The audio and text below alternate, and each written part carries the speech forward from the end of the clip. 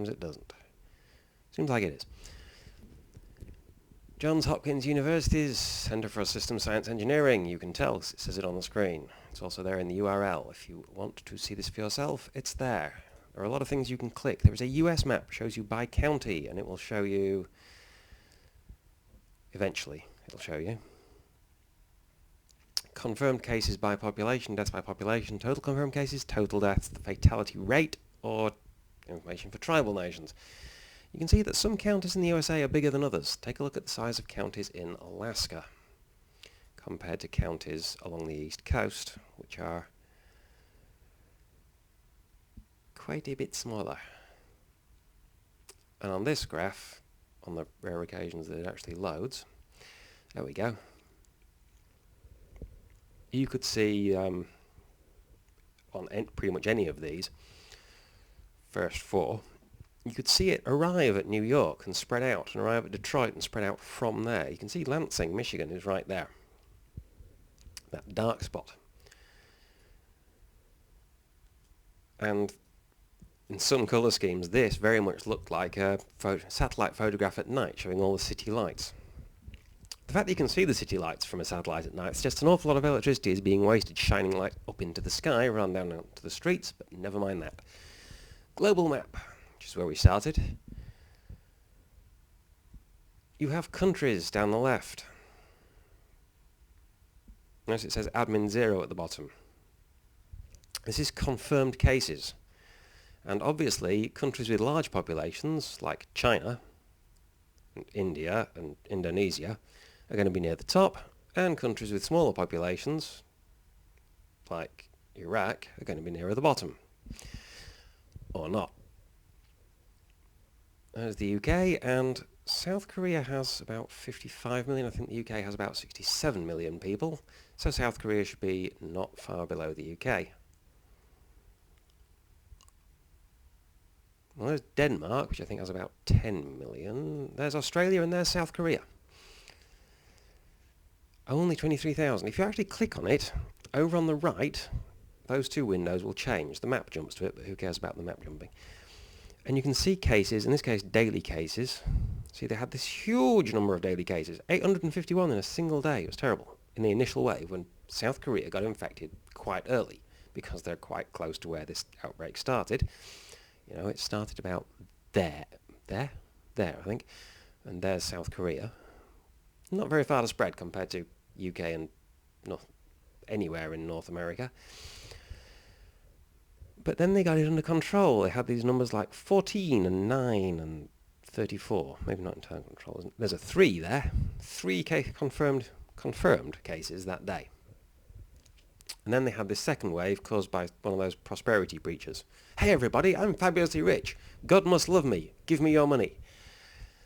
Come and gather in my church and stand very close together and sing loudly and pass a wine goblet from mouth to mouth, mixing all your saliva together, and give me money. And lo and behold, they had this second wave of the epidemic. What they did at first, and what they have done since then, which is helping them recover, was lockdown. Say everybody who even may have been exposed stayed at home. And then they test loads of people, and anyone who tests positive, they trace everyone who's been in contact with them, and they test them too. And if they test positive, they trace everyone who's been in contact with them since the time they believe that person got infected, and they test them too. Obviously they miss some. Obviously they miss some because they're still getting cases here. But a lot of the time, they identify and isolate the potentially infected before those people become infectious. So they very much limit the spread. So the number of active cases they had, which is everyone who's tested positive in the last couple of weeks, which is several hundred people, remains well below ICU capacity, so they treat everybody in the ICU even before they get sick. So they have a very low mortality rate.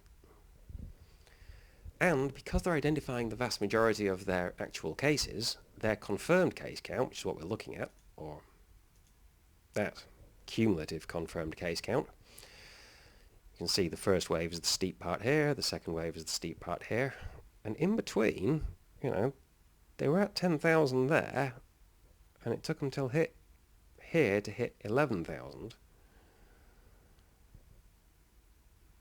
That's not bad. 4 weeks to go up by 10%. So it's still bad that 1,000 people got infected. Look at Australia. They had an early wave and they've had a second wave, but both times they've managed to get this control going on. There's your 6,000. And over here, you can actually just enlarge this to make it full screen. Way over here, up to 8,000. It's up by 1/3, but in how many weeks? 1st of July from back here on the 8th of April. So 30, 61, 91, minus 7. 74 days to go up by 1/3 compared to what happened when they had this other outbreak. If you go to the start of the steep part, 12,000 is about there, plus 1/3 would be 16,000, which is there. Very quickly.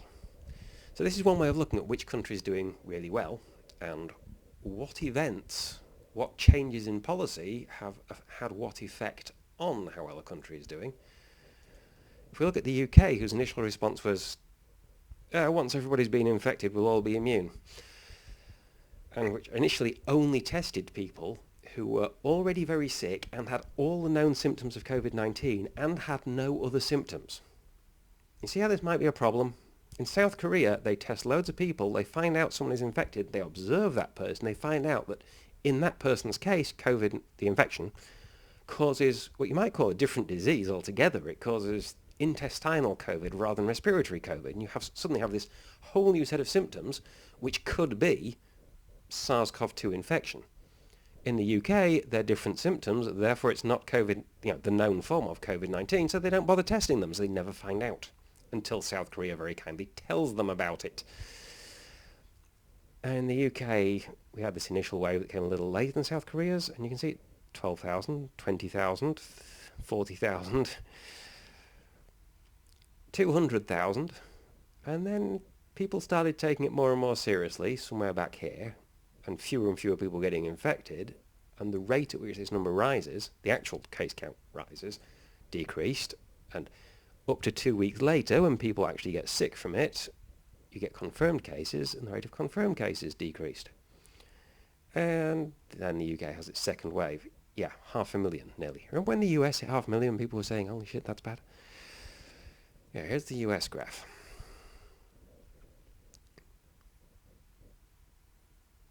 And the US graph, pretty much straight lines there. And there, this is a logarithmic graph. On a logarithmic graph, if you look on the left, instead of going 0, 100, 200, 300, 400, 500, 600 at the left, it goes 1, 10, 100, 1,000, 10,000, 100,000, 1 million at the left. Which means going from one line to the next line up is multiplying by 10. And you can do this with whatever numbers you like. You can go 1, 3, 9, 27, 81, 243, or 2, 4, 8, 16, 32, 64, whatever matches. This is the same scale as is used for energy on the Richter scale. Each of these lines is a number on the Richter scale, and the actual energy goes up like that. I think it's root 1,000 per layer. You'd have to look that up.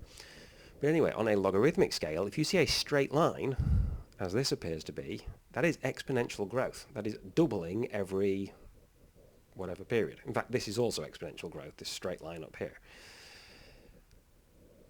Just 17 cases. From 11 cases to 17 cases. Yeah, you could call that exponential growth. That is a very small sample size.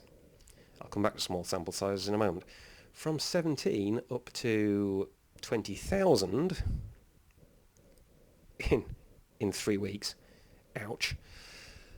That's exponential growth. Up here, it has slowed down. The US as a whole has actually started doing something about it since, let's call it late April, 1 million on the 29th, up to 7 million on the 25th of September. So you have 30, 61, 91, 122, 153, minus a few. 150 days-ish to multiply by 7.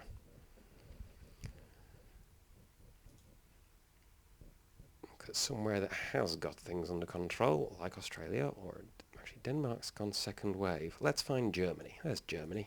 Ordnung muss sein. You bet they're following rules to keep it under control. Yeah, there you go. This left side does adjust for how many there are. So instead of being 10 million at the top, it's 1 million. Similar period, late April, 155,000 to late September, 283,000. It hasn't even doubled. So it's another straight line of exponential growth, is it? But it's at a much shallower slope. So they're doing better. But this is case count. As I mentioned with South Korea and the UK, South Korea is identifying almost all the, or was, probably is, identifying almost all the infected people. And the UK was, may still be, only identifying the people who got sick. This is going to cause two big differences.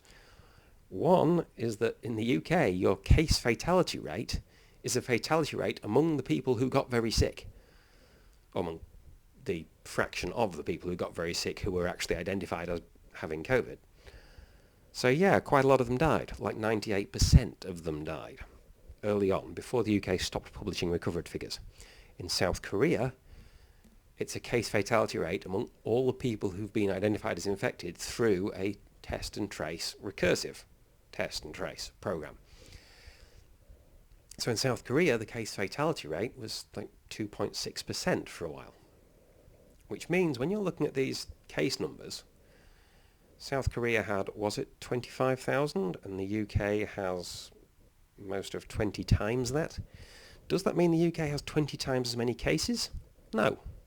It could mean the UK has 260 times as many cases. Just 20 times as many, sorry, the UK's serious case count is 20 times South Korea's total case count, approximately. So maybe looking at cases isn't the way to do it. Looking at daily cases. US daily cases. Maybe looking at deaths is a better way to track it. You can see something here on the US. We have daily cases had this first wave, which was tapering off, but still kind of hot. This is 20,000 plus new confirmed cases per day. And the second wave came in. Boom. Which was tapering off and now seems to have kicked back up again. Where is this? Is this campaign rallies or summer holidays or what? There's one particular case of, you probably can trace it. But I'll get to that in a moment. There's your daily cases. There's your daily deaths. Massive spike in the first wave, smaller spike in the second, which to me suggests increased testing. They're moving away from the UK approach toward the South Korea approach, and therefore fewer of their confirmed cases are dying. An alternative explanation is that they're actually learning how to treat the disease. Not with hydroxychloroquine, that doesn't help. But maybe asthma inhalers. Maybe they're issuing everybody who tests positive an asthma inhaler and say, here, just slurp this down 4 times a day. And that, I'm not saying that does work. This is not medical advice. I'm saying maybe they're doing something like that. Maybe they've found that some of those, what are they called? Statins. Maybe they're feeding people statins and that's working. I don't know, because I haven't checked the latest research on what does and doesn't work. But maybe they have got better at treating it. And maybe they're identifying a larger proportion of cases, and therefore fewer of the identified cases are serious, and that's getting the case fatality rate down. Or a combination of the two. So we can look at deaths instead of cases. If we jump to admin 1, having selected the USA, we get US states. If we hadn't selected the USA, we would get states in India and Argentina and Peru and all sorts of places as well as the US. And you get state counts. You'll notice California and New York are very high on the list. They have large populations and busy airports and seaports. So of course they got hit early, and of course they have a lot of cases. If we scroll down this list to somewhere with a smaller population, we get Louisiana. You can see the map adjusts to only show the selected state. It's got one blob per county in Louisiana lit up. You can see Louisiana has two spikes, two waves. You can also see on the cases, if you go from cases to deaths, you can see a lag. See where the spikes are on that graph, and they move to the right when you jump to the deaths graph, because of the delay between confirmed case when somebody gets sick and confirmed death when somebody actually really isn't breathing anymore and his heart's not beating and he has no brain activity. Or she. Or they. When brain activity ceases, there we go, that's neutral. And you can see on these graphs, on both of them, right up here, right up to the 10th of March, Louisiana had no cases, no confirmed cases. 11th of March, they have 5 confirmed cases. By the 2nd of April, they have, well, I should just go to cumulative cases. By the 2nd of April, they have 9,000 confirmed cases. And if we go to cumulative deaths, you can see that, well, the first death was just 3 days after the first confirmed case. 2nd of April, they're up to 310. Of course, the deaths, because of the delay, we should be looking at this number somewhere out here, like 1,000, not the number on the same date. But if there's suddenly this outbreak in Louisiana causing all these deaths, this outbreak, all these confirmed cases, that means actual confirmed cases, actual infections, not yet confirmed, started rising somewhere back here. Somewhere around, I don't know, there? There looks like a good guess, you know.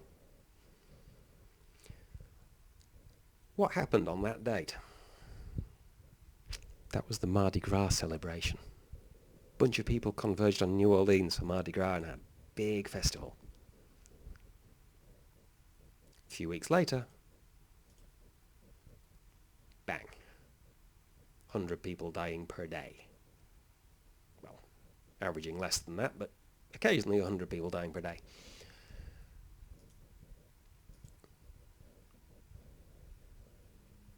So we can look at deaths, but we have a problem. I said I'd come back to small case counts. Now, to be clear, this isn't a problem for the people in general. This isn't a problem for, people hoping that USA or the UK or Spain or South Korea is going to do really well.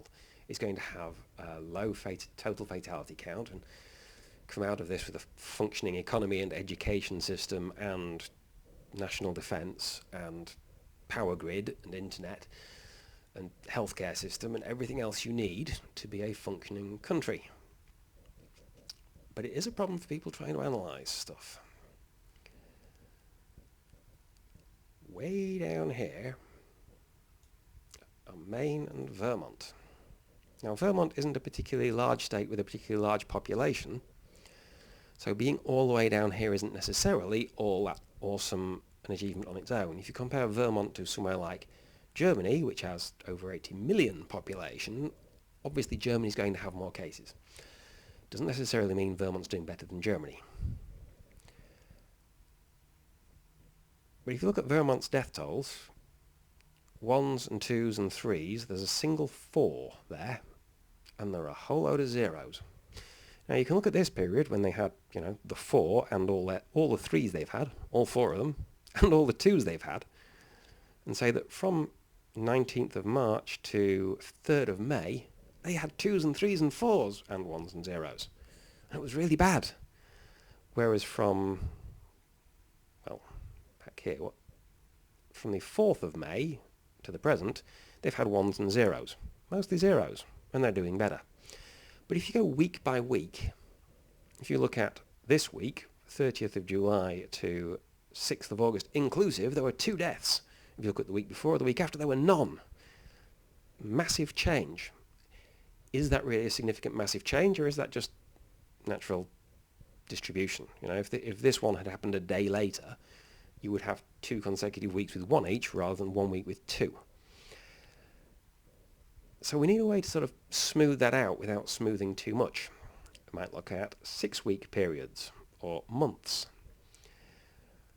Well, I went for weeks first. Quite a while ago, I counted up new confirmed cases per 100,000 people per week. This is when the UK announced that that would be their standard for deciding when to ease or tighten lockdown region by region. And at the time, I went to 4 sig figs for each result. And you can see South Africa was at 142.8, was right at the top of the list. And underneath it, you had the USA at 132.7, then Brazil at 123.2.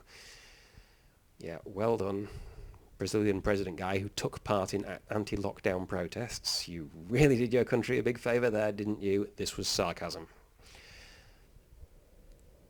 And way down at the bottom of the list was South Korea, 0.5945.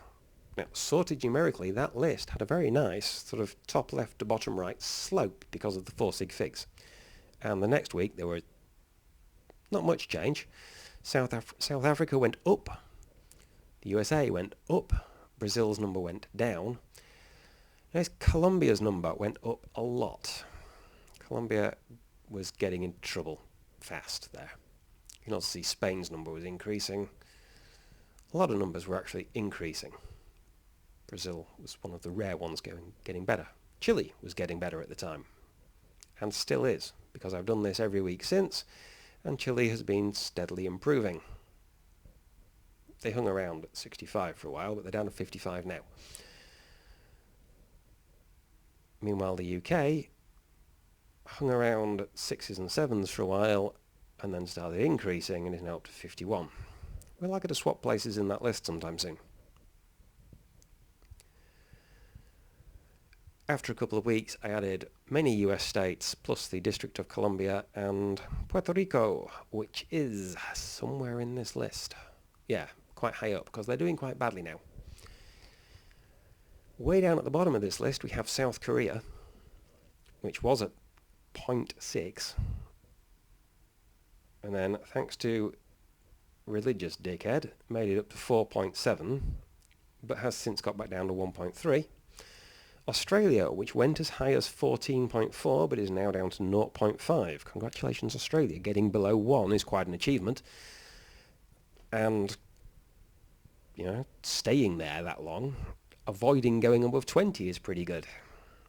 You have Pakistan down here. I do not know what Pakistan is doing. I don't know how extensively they're testing. I don't know what kind of lockdown they have. Maybe they have very little travel between cities anyway, and that's helping. Maybe they have a very strict lockdown. Maybe, there could be something genetic, but look where India is. They're not genetically all that different, as far as I know, and India is doing a whole lot worse. He said, confidently. I can't actually see India. I can see Indiana. India, up here. 35, 40, 46, 48, 38. Not doing as well. Maybe it's a climate thing. But if it was a climate thing, you'd expect Arizona. It's arid, pretty much there in the name. If you can drop an egg on the rocks, on the sidewalk, as they call it, paving slab just on a stone in the desert, and it fries on impact, that is protein in the egg white being denatured, and a virus particle hitting that rock should get fried, and its surface protein is denatured on impact. If everything you leave out, if you hang laundry outside and it dries to a crisp in like 20 minutes, well, so should virus particles. So you'd think that a desert environment would actually reduce the spread, and somewhere very humid like Mississippi, 199, down to 107, but back up again, now on 113, will be doing very badly. I think that counts as doing very badly. And somewhere like, say, Arizona, parts of Texas are very humid. Parts of Texas are very dry. Arizona has its green spots, but it also has a lot of desert. You'd think Arizona would be doing a whole lot better. 236. Not doing so much better. Did make it down to 53 there, down to 42 for 1 week, but is back up again. Maybe it's something to do with climate. And then you have Denmark, which started off doing pretty well, just below 3, but has risen, has made it gone up all the way to 61.5 here. Not good, Denmark. Good start, not so good now.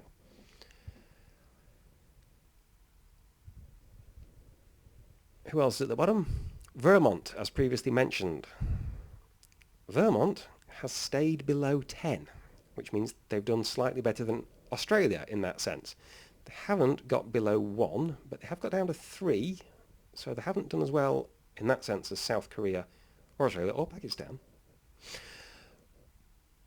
But they are doing pretty well. Staying below 10, down to 3 now, that's pretty good, Vermont. I don't know how you're doing it, but it's working. Do more of the same. And Saudi, did I mention that really hot, dry places you might expect to do better? Well, they were on most of 62 back there. They've managed to get it down to most of 11, but it's possible to do very badly despite being hot and dry.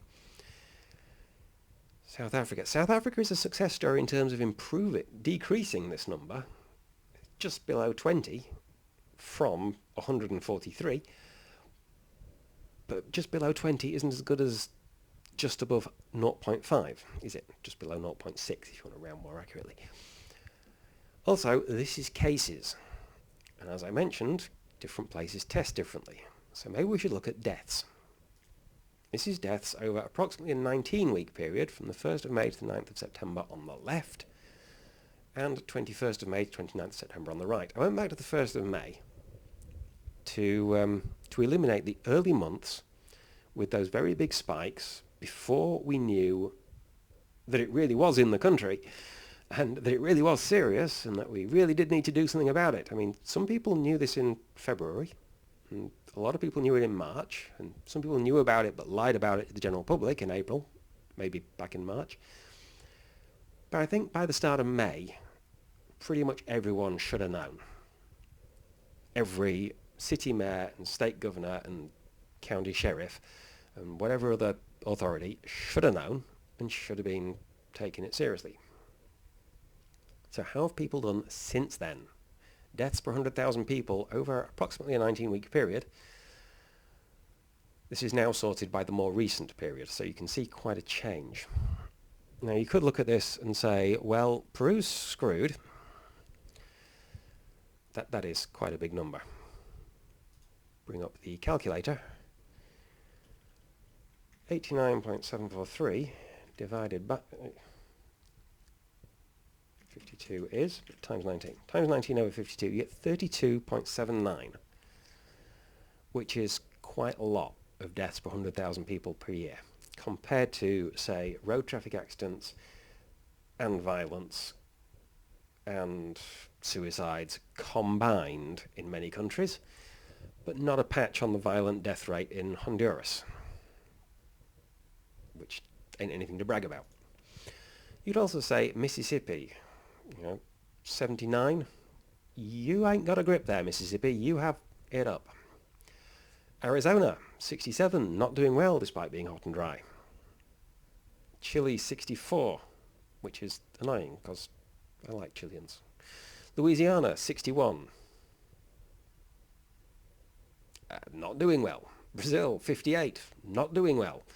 And down at the bottom, you could say New Zealand's 0.084. Yeah, they're doing well.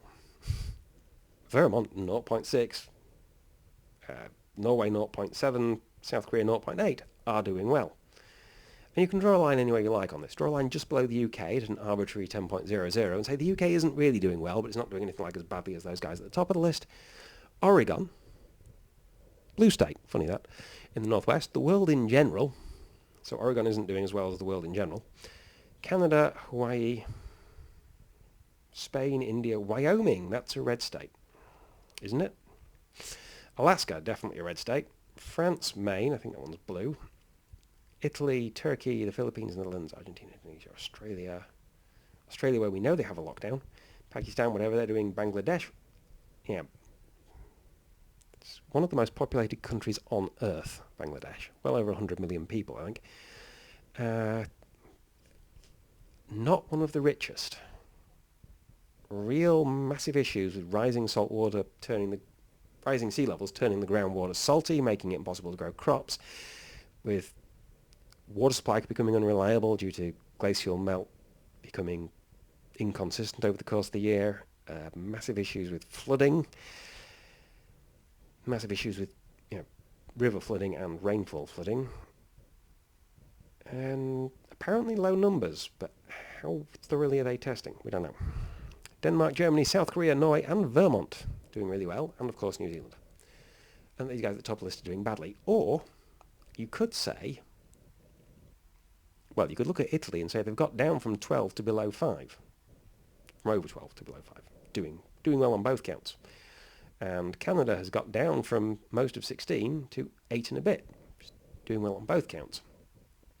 Whereas Philippines, yeah, they're below 5, but the number is increasing. So you could look at the ratio. Wyoming has gone from 0.6 to 6.6. Most of an 11-fold increase. You are not doing well. Even though they're below 10, that is not good. South Korea has gone from 0.2 to 0.8. More than 4-fold increase. Not doing well. Hawaii has gone from 5.3 to 8.1. This is more than a 50% increase. You are not doing well. Argentina is in the list twice with very different numbers, which are almost exactly... first line is 1/10 of the second line. I don't know what I got wrong there. The second line is correct with the big numbers. Don't know why it's in twice. I don't know what I did. But 1.5, a 50% increase. Not good. Down at the bottom of the list, we have New York. They're down below 40% in the 3 weeks that I've shifted the time frame.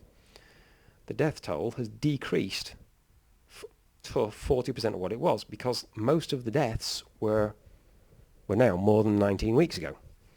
That's a really big improvement. Whatever they did approximately 19 or 20 weeks ago, 21 weeks ago, that changed it, caused a big improvement. So you could say they're doing really well. Connecticut from 62 down to 26, similarly doing really well. And you could say anybody who's below, 70%. So not Norway, but Illinois, Rhode Island, Delaware, Spain, New Hampshire, Maryland, Colorado, etc., Massachusetts, Michigan, the District of Columbia, New Jersey, and Vermont, and Connecticut and New York, you could say are doing really well, compared to Wyoming, Hawaii, Montana, Arkansas, Alaska, North Dakota, Puerto Rico, West Virginia, Kansas, Tennessee, Florida, Oklahoma, Texas. Am I reading out a list of red states? I'm not sure about Hawaii. I think Hawaii's blue. Wyoming, Montana, Arkansas, Alaska, North Dakota, Kansas, Tennessee, Florida, Oklahoma, Texas, South Dakota, I know South Carolina is. It's religious fundamentalist central for one particular sect. You could say they're doing badly at 1.08. Right? They're not above 1.1, these last few, but they're above 1.05. Idaho, red, above 1.05. Could say they're not doing well.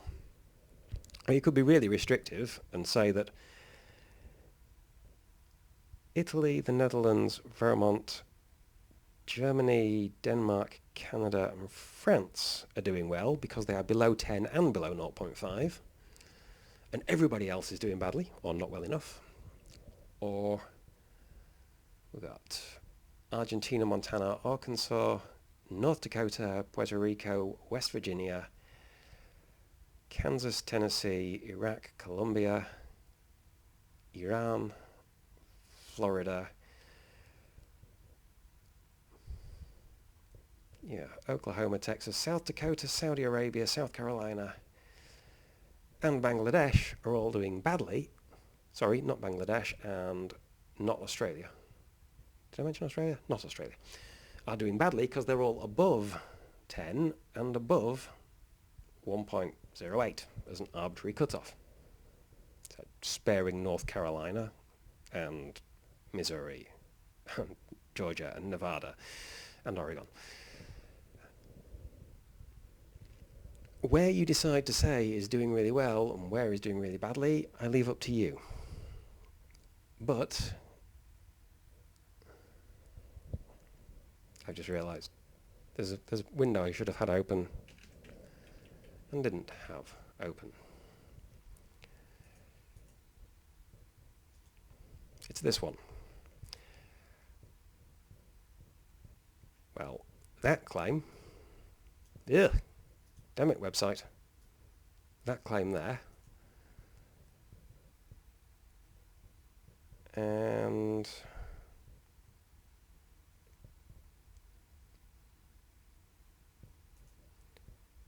thank you, that claim there,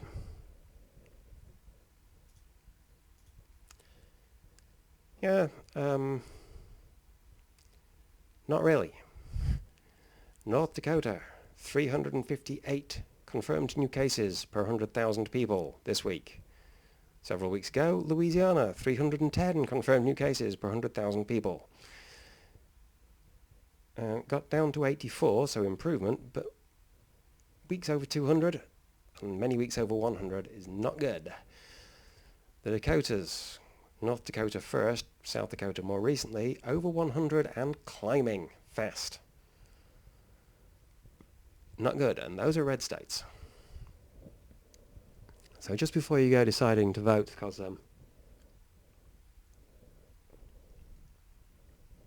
someone told you that Donald Trump has done a really good job of containing the outbreak and saved millions of American lives. Oh yeah?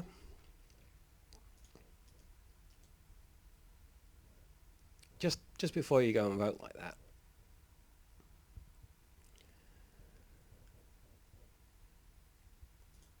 maybe check this website. Maybe check your own country.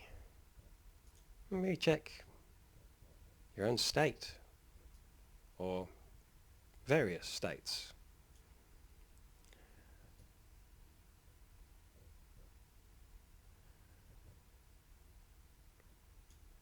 Maybe check the bluest and reddest states in the Union.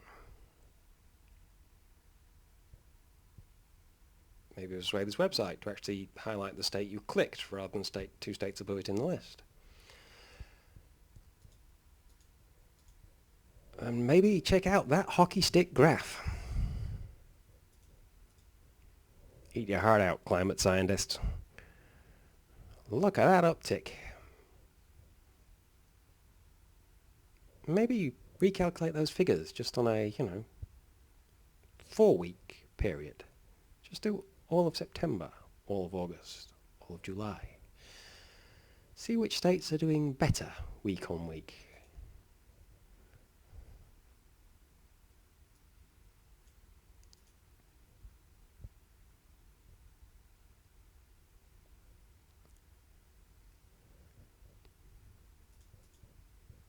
See which states are having really bad days. And which states are having actually a relatively good time of it.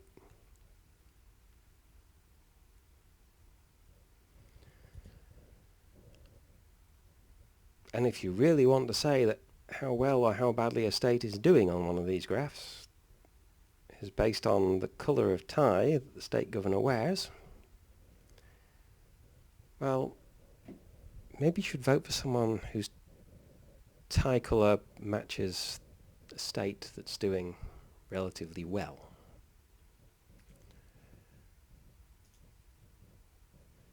Rather than for someone whose tie colour matches a state that's really not. Anyway, it's just a thought.